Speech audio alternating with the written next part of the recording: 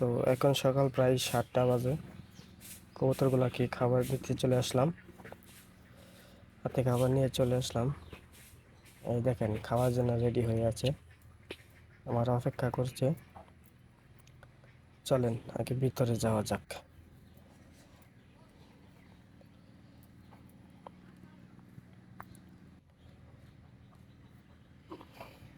এই হচ্ছে ঘরের অবস্থা, খুবই খারাপ। দরজাটা আগে আটকিয়ে নেই, নাহলে কবুতরগুলো বের হয়ে যাবে।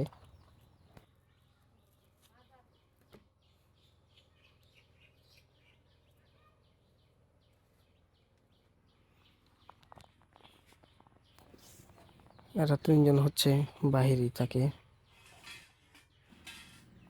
তারা বাহিরেই থাকে। আগে কবুতরগুলো ছাড়ি, তারা খাওয়ার জন্য রেডি হয়ে আছে। এক হাতে খোলা যাচ্ছে না।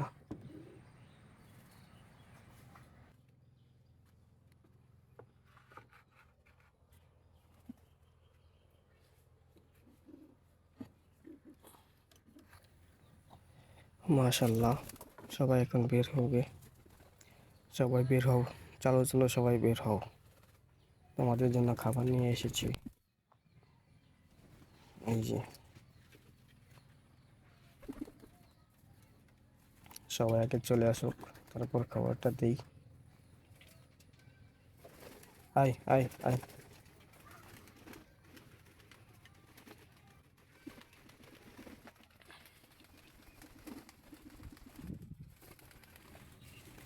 এই লে, খা খা।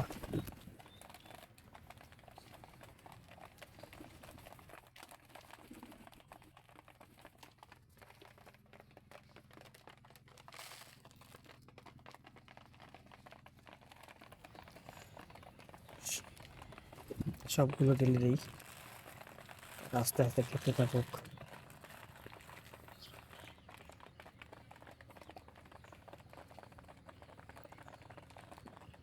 দিনে এদেরকে 2বার খাবার দেওয়া হয়, সকালে এবং বিকালে।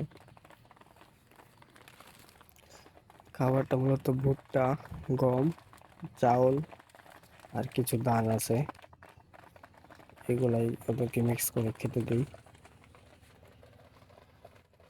আপনারা জানেন কবুতরগুলো আগে বাইরেই থাকতো, তো 15 জোড়া কবুতর হয়েছিল, কিন্তু বৃষ্টিতে ভিজে ঠিকমতো খাবার না পেয়ে মরতে মরতে এখন এই অবস্থা।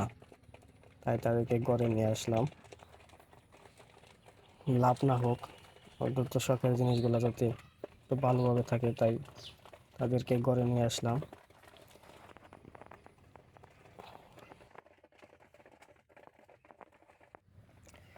তাদেরকে এখানে বেশি দিন রাখবো না, তাদের জন্য খাঁচা নিয়ে আসবো, তাদেরকে খাঁচার ভিতরে রাখবো ইনশাল্লাহ। আর ঘরটা পরিষ্কার করে কোয়েল পাখি নিয়ে আসবো।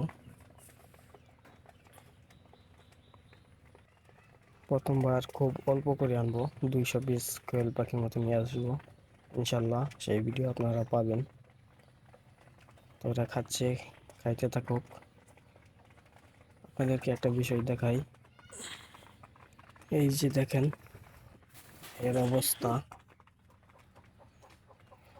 মনে হয় বেজি ধরছিল, মাথার অবস্থা খুবই খারাপ ছিল। তারপরে আমি এদেরকে ঘরে আটকে ফেলেছি, আস্তে আস্তে এখন ঠিক হয়ে যাচ্ছে, আগে অবস্থা খুবই খারাপ আছে। আচ্ছা, এটা খাক।